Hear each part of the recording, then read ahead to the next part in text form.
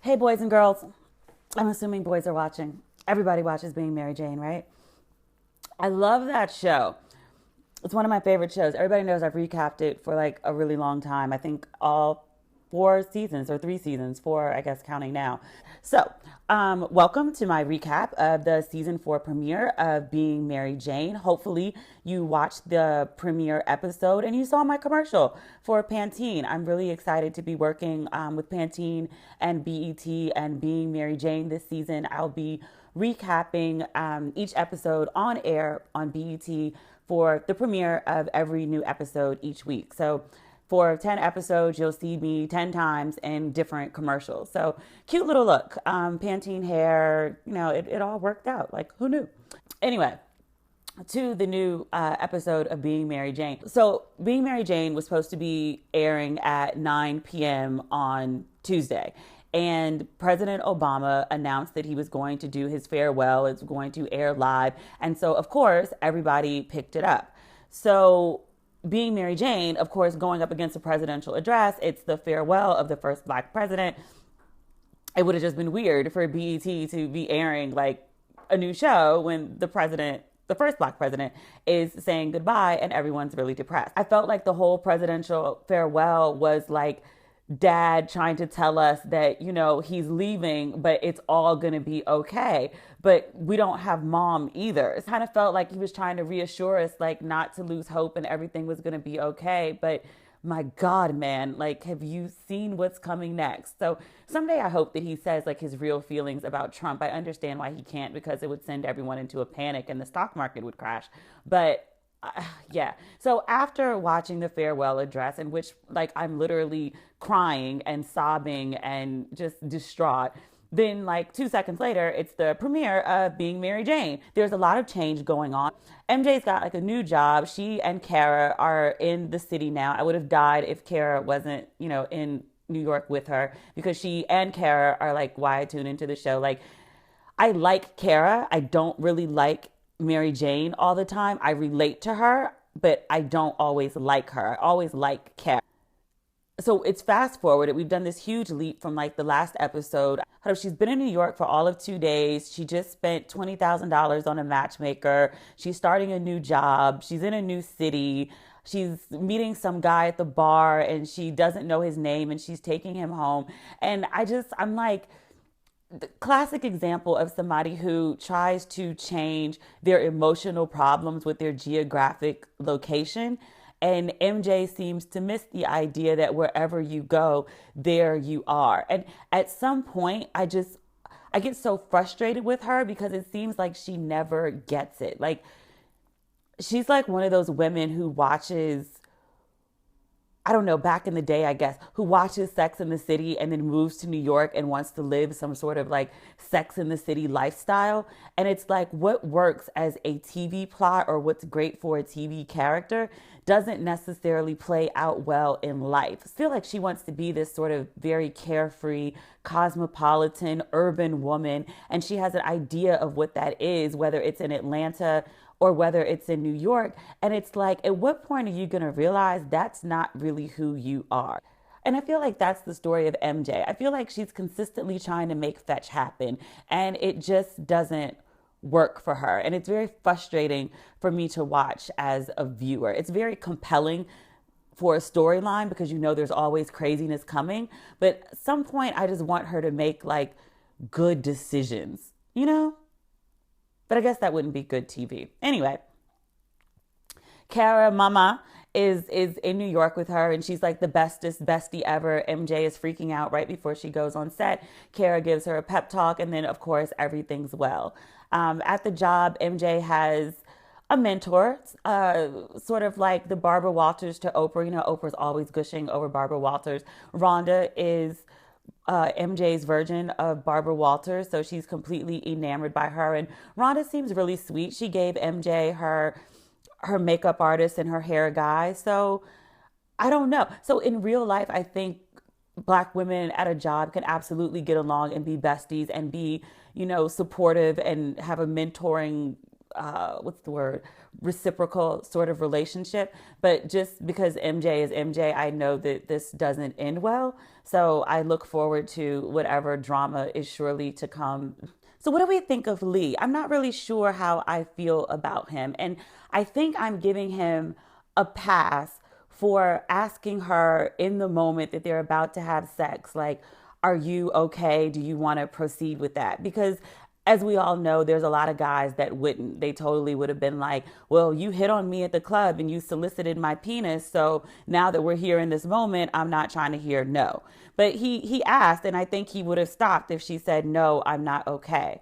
But I was surprised that he like popped up on her at the I want to call it Good Morning America, but whatever, at the taping of her TV show. Like, that's weird to me. It's kind of stalkerish. Like, I didn't think that was cute. Like, I just thought, like, really? Like, you saw her on TV, like the weird lady from the night before, and you just decided to like pop up on live TV and make innuendo about what happened? Like, yeah, you're weird, dude. But she's weird. I mean, because like, she always does this. Like, she tries to pretend that she's someone that she's not, and she gets into these situations. Like, you're not a one night stand kind of chick. That's not what you want. You want a husband and you want babies and you want a very traditional life. And her career is, I think it, no, not even I think, her career is obviously very important to her. But I think she's a classic Kanye line that she would give it all up for a husband and some kids. Because that's not attainable to her, she throws herself into her career as a crutch. But like, tell me you love me from a stranger, like, bae. And then, oh my gosh, the other part of this, you've been in New York 2 days. You think that you're going to move to New York and find a husband like immediately. And so you pay a matchmaker $20,000 to find you a husband. And you're so screwed up that the matchmaker is like, nah, I'm not even going to take your money. The woman was so unconvinced that it was possible for her to do her job effectively that she was like, here, take your money back. I don't even want you spitting my name in the street because I know that you're not going to find a husband. I can't help you and I'm a professional. I would have heard that and been like, you know what? It's time for me to go see a therapist. It's really time to go see a therapist. But Mary Jane ain't me. Pauletta ain't me. Pauletta is just going to bury her head in the sand, work really hard, and address every issue except the actual issue, which is her and her delusions of grandeur and her emotional outpouring and her desperation. Like, she's very much, Molly on HBO. I hope that she, in her fictional HBO world, watches BET and sees herself in Pauletta and is just like, you know what? If I don't stay on this path that I was on at the season finale of Insecure, then I'm going to be 38 or 39 or 40. I can't remember how old Gabrielle Union is in this show. I think she's 39. Maybe she's 40. However old she is, Molly will be that if Molly stays on that path. But I hope Molly watches that and is like, you know what? I'm not going to be Mary Jane Paul. I'm going to stick with this new path of life and I'm going to get my shit together. I wish that for Molly because I really like her. I'm trying to think. Did we cover everything? We covered Rhonda. We covered Lee. We covered MJ. We covered Kara. We covered the matchmaker. The new job, she's going to be fine at the job. Like, MJ always tends to figure that out. Even people who are really dysfunctional always tend to figure out like a work situation. Some people are really great at their careers and just everything else around them completely sucks. Like, but I respect that because you got to hold one piece of life together. Because if everything goes to crap, then, you know, what do you have? So hold on. You know what we didn't talk about? We didn't talk about Niecy. The finale episode of season 3, Niecy, I don't even know how to describe that. Niecy mouthed off at a police officer in Atlanta and he tased her. And the kids were in the car. It was unnecessary. She was loud talking, but she wasn't violent. It wasn't necessary to tase the woman. And, you know, it's obviously a nod to Black Lives Matter and the ongoing issue of police mistreatment, police brutality, police murder.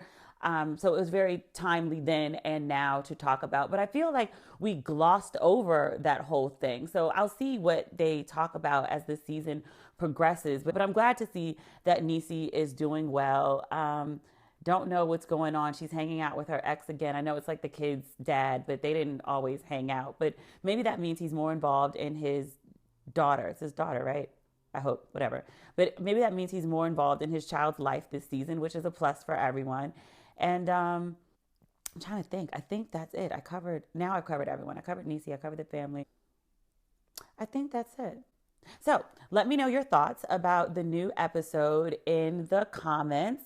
And let me know what you thought about Lee, because I'm so on the fence about him. I don't know if I like him yet. But let me know if you think that he's like a good something for MJ. Like, do you hope that develops? Do you never want to see him again? Do you hope he finds someone else? Oh, I do know this, and I can tell you this because it's been in the news. Michael Ealy is on the new season. You know that I'm borderline obsessed with Michael Ealy. Like, if Michael Ealy was on TV, like, I would show up where he was live, and I don't know, I would talk to him. I would say things, but I would be respectful because, like, he's married and I'm married, but I would kind of gaze at him lovingly. I would do that for Michael Ealy. But he is on the new season, and I don't know, like, is he a love interest? Like, they've been really like mum about what his role is. But if he's normal Michael Ealy, I would love to see him as MJ's love interest. But if he's like psycho crazy Michael Ealy, because Michael Ealy plays like a really good psycho. If he's psycho crazy Michael Ealy, then I would really like him to stay away from MJ. I would not like them to date because MJ has enough problems without like crazy stalker, literally blue-eyed devil Michael Ealy. Like, I don't want to see that. So, but if he's like regular Michael Ealy, if he's like, I'm going to be tea cake Michael Ealy. Remember when he licked Halle Berry's face? I'm obsessed with Michael Ealy. I can give you like his whole rundown. But no, seriously, do you remember when he licked Halle Berry's face? Like, that was a moment. And now I can't think about anything because I thought about Michael Ealy. Okay, I'm done. Let me know what you thought of the season premiere, what you're looking forward to on the upcoming episodes, and how you feel about Lee. Because I'm on the fence. Is he a nice guy? Is he a stalker? I don't know. I don't know, but you let me know because I'm clearly, I can't think. Michael Ealy, it's all I can think about. Okay, I'm out. Bye. Thanks for watching.